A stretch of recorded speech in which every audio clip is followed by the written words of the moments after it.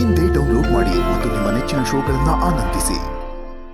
ಭಾಗ್ಯಕ್ಕ, ನೀನು ಮಾತಾಡ್ತಿರೋದು ಕೇಳಿದ್ರೆ ಎಷ್ಟು ಖುಷಿ ಆಗ್ತಿದೆ ಗೊತ್ತಾ ನನಗೆ. ಇದೆಲ್ಲ ಯಾಕೆ ಸಾಧ್ಯ ಆಯ್ತು? ಯಾವಾಗ ಮಾತು ಬಂತು ನಿನಗೆ? ನಿಜವಾಗ್ಲೂ ಇದೊಂದು ಪವಾಡ ಭಾಗ್ಯಕ್ಕ. ಹೌದಪ್ಪ, ಇದೊಂಥರ ಪವಾಡನೆ. ಇದೆಲ್ಲ ಆಗಿದ್ದು ನಿನ್ನ ಮಗಳಿಂದ. ಆದ್ರೆ ಅದನ್ನು ಹೇಳೋದಕ್ಕಾಗ್ತಿಲ್ಲ ನನಗೆ. ಮೊನ್ನೆ ನಾನು ದೇವಸ್ಥಾನಕ್ಕೆ ಹೋಗಿದ್ದೆ. ದೇವರ ಸನ್ನಿಧಾನದಲ್ಲಿ ನನಗೆ ಮಾತು ಬಂತು.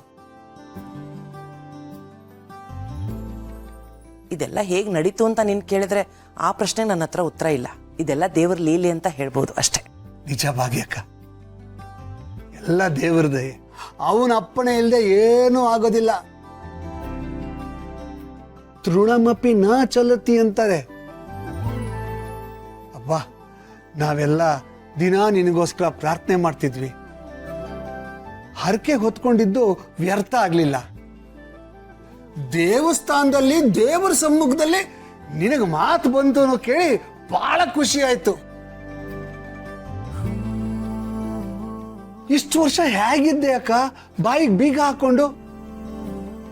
ಸದ್ಯ ಮಾತು ಬಂತಲ್ಲ, ಈಗ ಇಷ್ಟು ವರ್ಷ ಬಾಕಿ ಇದ್ದಿದ್ದೆಲ್ಲ ಮಾತಾಡ್ಬಿಡು. ನಿನ್ನ ಬಾಯಿ ಸೋಲ್ಲೇಬಾರ್ದು. ನನ್ನ ಬಾಯಿ ಸೋಲಲ್ಲ, ನಿನ್ ಕಿವಿ ಹುಷಾರು. ನನಗೆ ಮಾತು ಬಂದಾಗಿಂದ ನಾನು ಮಾತು ನಿಲ್ಲಿಸ್ತಾನೆ ಇಲ್ಲ. ತುಂಬಾ ಮಾತಾಡ್ತಿದ್ದೀನಿ. ಅಯ್ಯೋ ಮಾತಾಡಕ್ಕ, ನೀನು ಮಾತಾಡ್ತಾ ಹೋಗು, ನಾವು ಖುಷಿಯಾಗಿ ಕೇಳ್ತೀವಿ. ನೀನು ಮಾತಾಡ್ತಾ ಇದ್ರೆ ಕಿವಿಗೆ ಸಕ್ಕರೆ ಪಾಕ ಹಾಕ್ದಂಗೆ ಇರುತ್ತೆ. ಸಕ್ಕರೆ ಪಾಕನ ಅಪ್ಪ? ಇರುವೆ ಮುತ್ಕೊಳಲ್ವಾ? ಮುತ್ಕೊಳ್ಳಿ ಬಿಡ. ಸಕ್ಕರೆ ಪಾಕ ಇಂಪಾರ್ಟೆಂಟ್ ಕಣ, ಇರುವೆ ಅಲ್ಲ. ಅಕ್ಕ, ನೀನ್ ಮಾಡಿದ ಒಳ್ಳೆ ಕೆಲಸಗಳು ಕೊನೆಗೂ ನಿನ್ ಕೈ ಹಿಡಿತು. ನಿನ್ನಿಂದ ಎಷ್ಟು ಜನ ಸಹಾಯ ಪಡ್ಕೊಂಡಿದ್ದಾರೆ.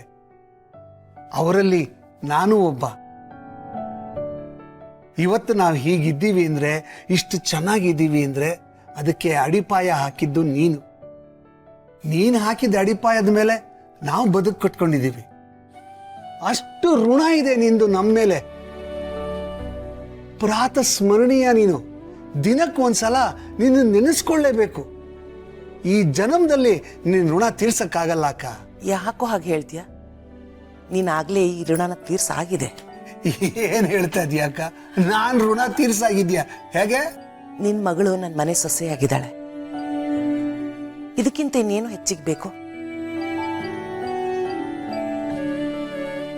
ಅವಳು ನಮ್ಮ ಮನೆ ದೀಪ ಇದ್ದ ಹಾಗೆ.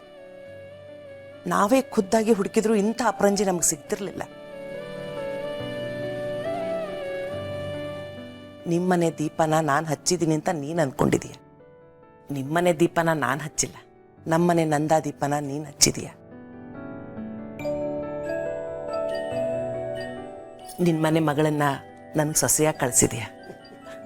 ನಾನು ನಿನಗೆ ಋಣಿಯಾಗಿರ್ಬೇಕು.